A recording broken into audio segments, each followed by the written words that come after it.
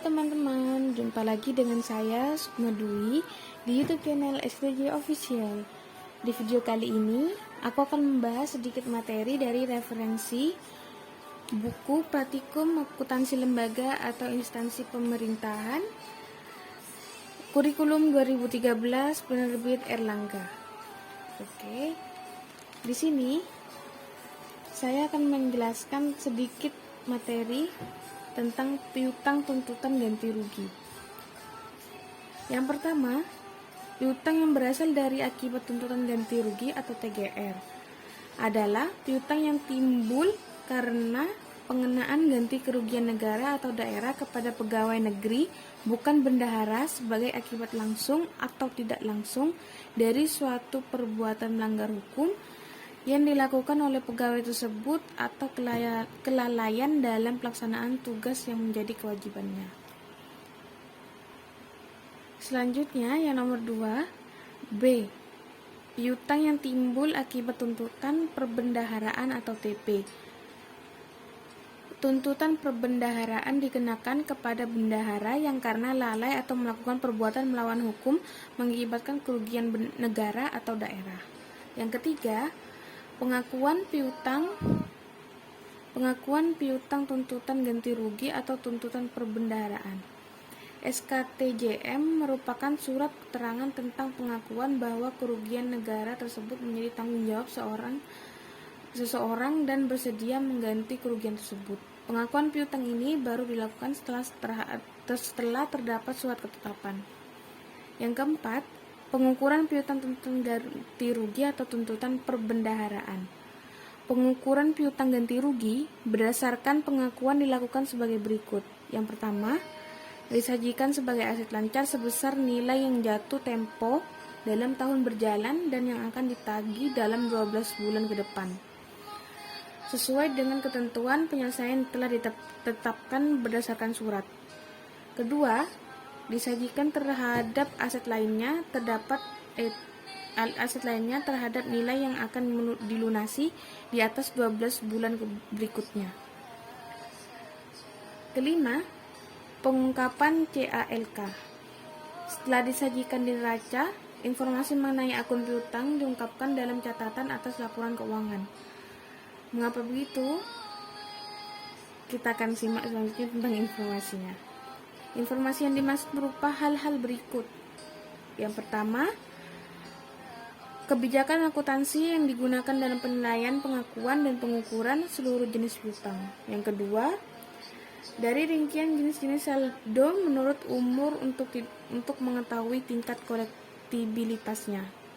Ketiga, penjelasan atas penyelesaian piutang masih di Kementerian Negara atau lembaga atau sudah diserahkan penagihannya kepada PUPN. Yang keempat, tuntutan ganti rugi atau perbendaharaan yang masih dalam proses penyelesaian, baik melalui cara damai maupun pengadilan. Yang kelima, dalam hal terdapat barang atau uang yang disita oleh negara atau daerah sebagai jaminan, hal ini wajib diungkapkan. Selanjutnya, di sini juga ada materi tentang penyajian dan pengungkapannya. Di sini saya hanya menjelaskan sedikit saja, yaitu tentang akuntansi piutang tuntutan perbendaharaan atau tuntutan ganti rugi. Yang pertama, akuntansi tuntutan perbendaharaan. Di sini sudah terdapat contoh studi kasusnya.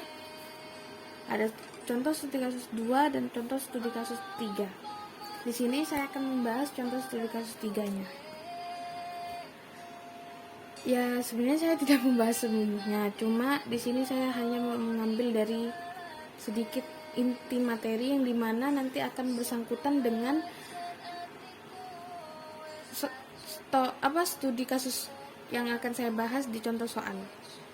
Ya, di sini pada tanggal 12 Juli 2018, karyawan Satuan Kerja Kabupaten Bersemi pada Kementerian Perhubungan menghilangkan kendaraan dinas dengan nilai buku 72 juta. Pada tanggal 13 Juli 2018, karyawan yang menghilangkan kendaraan dinas tersebut bersedia menandatangani surat keterangan tanggung jawab mutlak atau SKTJM dan bersedia mengangsur kerugian negara selama 2 tahun, masing-masing 3 juta setiap bulannya. Pada tanggal 2 Agustus 2018, karyawan mengangsur mengganti kerugian negara sebesar 3 juta per bulan selama 2 tahun. Pada tanggal 5 Agustus 2018, karyawan tersebut membayar angsuran pertama. Berdasarkan data tersebut, jurnal yang dibuat itu seperti ini. Di mana tanggal 12 Juli terdapat aset lainnya di debit dan aset tetap peralatan dan mesin di kredit. Di sini jumlahnya 72 juta. Lalu di jurnal 13 Juli 2018, piutang tuntutan ganti rugi di debit, aset lainnya di kredit. Nominalnya juga sama dengan seperti yang jurnal pertama. Selanjutnya, reklasifikasi bagian lancar tuntutan ganti ruginya, atau karyawan mengangsur kerugian negara. Tanggal 2 Agustus 2018, bagian lancar tuntutan ganti rugi ada di bagian debit, sedangkan yang piutang tuntutan ganti rugi ada di kredit dengan nominal yang sama dengan jurnal 1 dan jurnal 2. Selanjutnya, karyawan mengangsur mengganti kerugian negara sebesar 3 juta per bulan selama 2 tahun.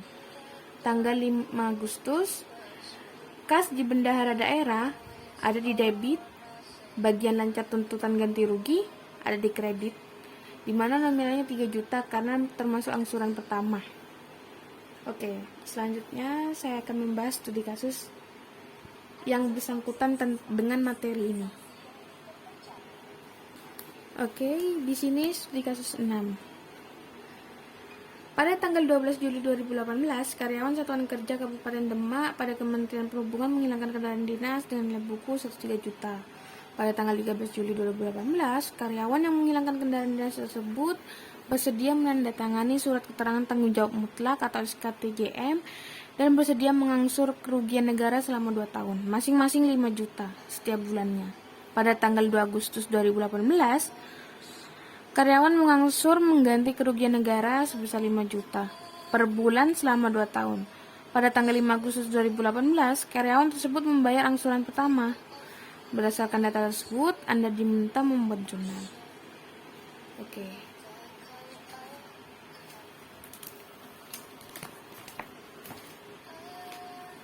Di sini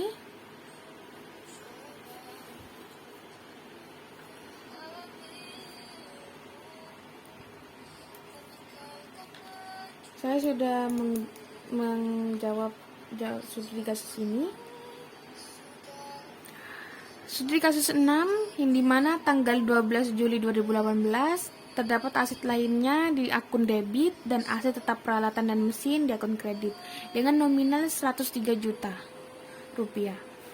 Selanjutnya, tanggal 13 Juli 2018, piutang tuntutan ganti rugi berada di debit, aset lainnya ada di kredit dengan nominal yang sama dengan jurnal yang pertama.